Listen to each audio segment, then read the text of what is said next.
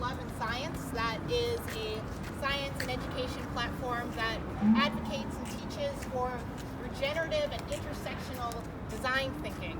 So we have been doing a lot of research looking into what are some of the design elements that should be involved in this plan that are more environmentally resilient.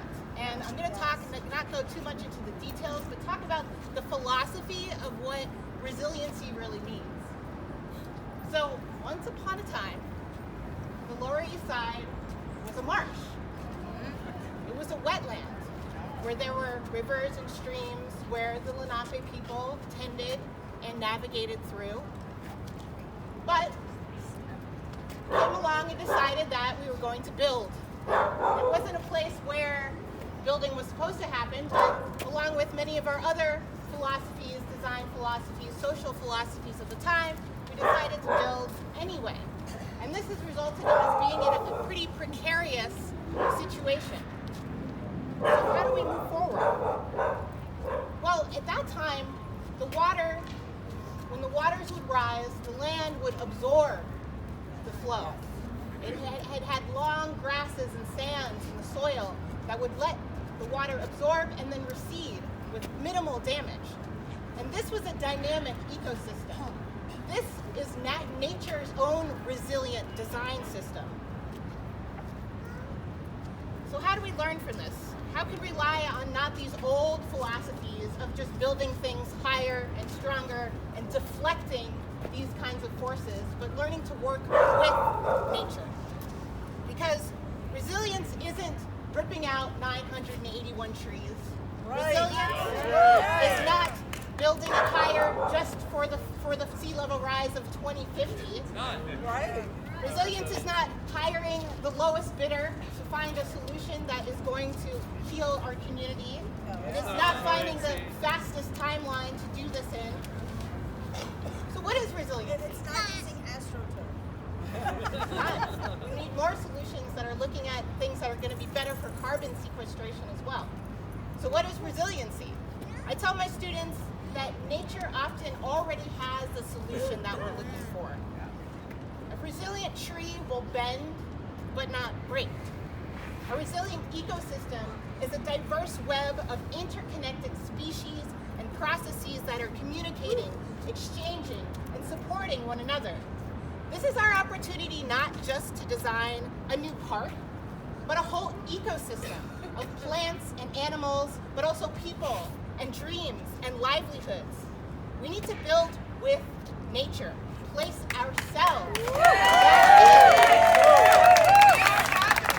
back into the web where we can be healed by nature and healing nature simultaneously. Yes, Kendra! As I think anybody who has taken a stroll down the East River Park has experienced, we can be miraculously healed in these places. The current plan is just a Band-Aid that lacks scientific innovations that already exist, which are more absorbent, more resilient, that work with nature's own patterns. This is a time for us all to be critical thinkers, to start connecting the dots in the web. From overdeveloping neighborhoods all over the city, to building new jails, to arresting people for jumping subway stations for pocket change, to erasing a park that has the potential to be healing our environment. These are all connected issues. Yes! Yes, they are! See and feel into them. And it's not just in some conspiratorial sense, but of just thinking of we are living in a system that is fighting against nature. And it is full of these narratives that are telling us that we should fear complexity, fear the web, fear the interconnections, and fear our own personal power. These are the colonial capitalistic ideas that have not served us. That's true. So, how do we find the solutions? How do we fix this? Well, saying this to everyone here, but also to the people who will be voting today, to our city council members, to anyone who has power and leverage on these issues, but anyone who happens to be listening at this moment, we can ask nature. Yes. Go to nature. Go to the river. Go sit Go sit with yourself, with the trees, with the water, with your thoughts, with your ancestors. Ask. Get more questions. Ask your neighbors. Ask the people in your community. Ask the leaders in your community. Have conversations. Go to a meeting. Find out more. Are you feeling overwhelmed by the complexity? Go back to nature. Go sit. Go find peace. And then find courage. And find hope. And then start to move. To act. To dance. To build. To design with nature. And perhaps you'll find a meaning, a vision, a dream, a solution of what resiliency really is within yourself that you never thought could be possible before.